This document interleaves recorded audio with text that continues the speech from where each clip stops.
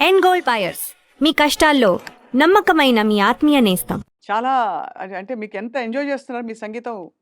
అంటే అమ్మో! సంగీతమే ఎంజాయ్ ఎందుకు చేస్తున్నారు. రేపు రాబోయే సినిమాకి అప్పుడే ఆల్రెడీ అన్ని ట్యూన్స్ చేసేసానండి. ఓహ్! మీరే చేసారు. సో ఏమేమి చేశాను. చేయబోతున్నారు సార్? రాబోయే సినిమా గురించి చెప్పండి. Before we go back into your నాకు ఎన్ని సినిమాల గురించి ఎన్ని విషయాలు అడగాలి. రాబోయే సినిమాలో హ్మ్. నేను టోటల్‌గా మ్యూజిక్ అంతా చేసేసానండి. కంప్లీట్‌గా everything every bit hmm. Complete ready అండి.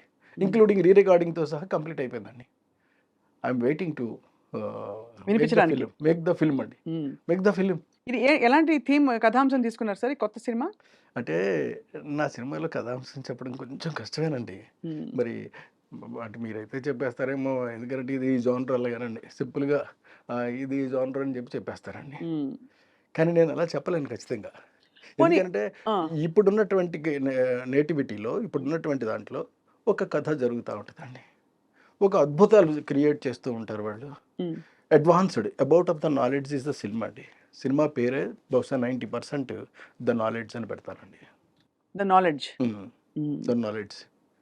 క్లెన్స్డ్ ఫిలిమ్స్ అలాగనేది నా బ్యానర్ పేరండి. హుహు. అంటే కొత్తగా ఒక బ్యానర్ పెడదాం అలాగని. క్లెన్స్డ్ ఫిలిమ్స్ అని అంటే దాని అర్థం శుద్ధి చేయబడిన శుద్ధి అని. చేయబడ్డ అదే క్లెన్స్డ్ ఫిల్మ్స్. పైగా ఏదో భగవంతుడి దయ వల్ల నా నుంచి వచ్చే సినిమాలు కూడా మీరు అన్ని క్లీన్ సినిమాలే. మీరు క్లీన్ క్లీన్ సినిమాలే సినిమాలకి ఉంటాయండి. Care of address. ఆ. హాయిగా సార్ ఈ మధ్య మామూలుగా యూ సర్టిఫికేట్ సినిమాలకెళ్ళినా ఎక్కడో యూ బై ఏ ఏదో ఒకటిచ్చినా పక్కన కూర్చొని ఎక్కడో అక్కడ కొంచెం ఇబ్బంది పడి కొంచెం ఉంటాయండి. బాత్రూమ్‌కెళ్ళిరమ్మా అని హ్మ్. పిల్లల్ని పంపించడం. హ్మ్. అలాంటి సినిమాలు కామన్ అయిపోయాయి. అలా ఉంటాయి. లేకపోతే ఆ, ఒక భయంకరమైన బ్రహ్మ పదార్థాన్ని చూసి ఆ. జీర్ణం కాని ఒక విషయం తిన్నట్టు ఫీలింగ్ కలుగుతుంది. ఎవరు? సో దీనికి ఏంటి సార్ కారణం? మీరెలా చూస్తారు as a completely different approach ఉన్న ఫిల్మ్ మేకర్‌గా? అప్రోచ్ ఉన్నటువంటి ఫిలిం మేకర్గా చెప్పమంటే మాత్రం టోటల్గా నేను సినిమాని నేను మిగతా వాళ్ళు ఆలోచించేటటువంటి దృష్టిలో ఆలోచించనండి. ఎక్కడ అబ్సర్డిటీ ఉండకూడదు ఫస్ట్ పాయింట్. ఎక్కడ డబుల్ మీనింగ్ డైలాగ్ ఉండకూడదు సెకండ్ పాయింట్. ఆఖరికి పైవిట చెంగు తొలగినప్పటికీ కూడా దాన్ని కట్ చెప్పి నేను కూడా చెప్పనండి వాళ్ళకి ఆ ఆర్టిస్ట్కి అండి. పక్కన ఉన్నటువంటి కో డైరెక్టర్ అసిస్టెంట్ డైరెక్టర్ వాళ్ళకి వెళ్ళి చెప్పమని అడిగితే వాళ్ళు చెప్తారండి. హ్మ్. అమ్మ కొంచెం పవిట అని అలాగే అలాగే అలాగే అలాగే తీస్తాను సినిమా. హ్మ్. చాలా గ్రేట్ సార్. ఎలా నిలదొక్కుకున్నారని. బికాజ్ ఎస్పెషల్లీ మీరొచ్చిన ఎరా కూడా అసలు పాటల్లోనే భయంకరమైన అంటే బూతు, నా బూతు, నా నా బూతు నార్మల్. నా లెక్క ఏమిటంటేనండి, చాలా మంచి సినిమా. ఇప్పుడు నా నుంచి క్లెన్జ్డ్ ఫిల్మ్సే వస్తాయి తప్ప మామూలు ఫిల్మ్స్ రావు. బూత్ మరి సినిమాలు రావు. రావు అనేటటువంటిది నిర్ధారణ అయిపోయినటువంటి అవును. స్టాంపు పడిపోయినటువంటి వ్యక్తిని నేను. మళ్ళీ క్లెన్స్డ్ ఎందుకు పెడుతున్నారు? ఎందుకు పెడుతున్నాను అనంటే నా సినిమాలు శుద్ధి చేయబడినటువంటివి మాత్రమే ఉంటాయి అని చెప్పడం కోసం. హ్మ్. అంచేత దాని బ్యానర్ పేరు అది పెట్టుకుంటాను. బ్యానర్ పేరు ఏదైనా పెట్టుకోవచ్చు కదా! ఇంతకుముందు పెట్టుకోవచ్చు. మనీషా ఫిల్మ్స్ పెట్టుకున్నానండి. హ్మ్. అవును. మనీషా అవును. కరెక్ట్. అవును. మనీషా అలాగని. ఇప్పుడు మనీషా బదులు క్లెన్జ్డ్ ఫిల్మ్స్ అని పెడతానండి. ఈ మధ్య సినిమాలు చూస్తే ఏమనిపించింది సార్? ఈ ఈ ఈ ఈ గత 10 ఏళ్లలో వచ్చిన చాలా పెద్ద సినిమాలు, చిన్న అంటే సినిమాలు, ఈ మధ్య మధ్య సినిమాలు. ఏదో ఒక సినిమా చాలా గొప్పగా ఉంది అని చెప్పారండి. చాలా బావుందట. అమ్మమ్మ! అయ్య బాబోయ్! అలాగని చెప్పేసి. నిజమేమో అనుకుని పరిగెత్తుకుని వెళ్లి చూసానండి. ఇంటర్వెల్ వరకు చూసేటప్పటికి నాకు నమస్కారం పెట్టేసి వచ్చేసానండి. ఆ సినిమా పేరొద్దు. పేరొద్దు. పెద్ద సినిమానా సార్ అది? కాదండి. చిన్న సినిమా అది. హ్మ్. పెద్ద సినిమాలన్నీ కూడా ఈ మధ్య ఆడడం లేదు కదా!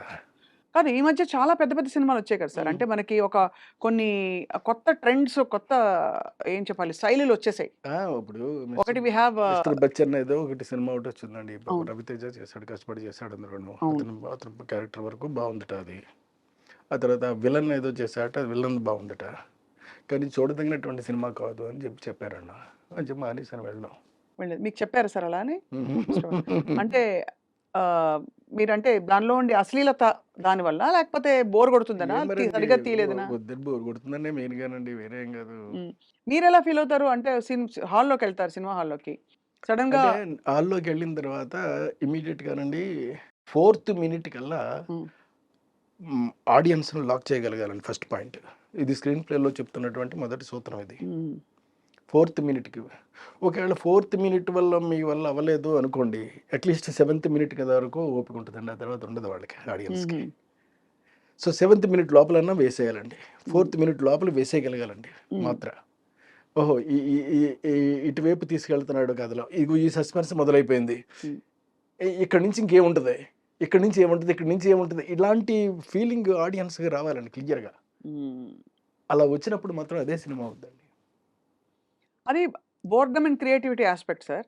బట్ అది కాకుండా అశ్లీలత గాని, ఒక ఐటెమ్ సాంగ్ గాని, లేదు ఇంకేమన్నా అవాంఛనీయ మీ మీ ప్రకారం నాన్ క్లెన్స్డ్ సన్నివేశాలొచ్చినప్పుడు కృష్ణారెడ్డి గారు ఏం చేస్తారు థియేటర్‌లో? నేను నేను మామూలుగా చూస్తాను అంతేనండి. చూసేసి పాపం అట్లా చేశారు. ఆహా! పాపం చేశారు చాలా బావుందట. ఆహా! చేశారు పాపం ఇబ్బందిగా ఉందట. ఇలాంటిది ఆలోచిస్తానే తప్ప అంతకు మించి నేను చూడడం మానేయనండి. చూస్తాను. చూసి తెలుసుకోవాలి కదా నేను. అవును. నేర్చుకోవాలి కదా! ఓహో! ఏది మంచో, ఏది చెడో తెలుసుకోవాలి అంటే మంచి, చెడు 2 తెలుసుకోవాలి కదటండి. హ్మ్.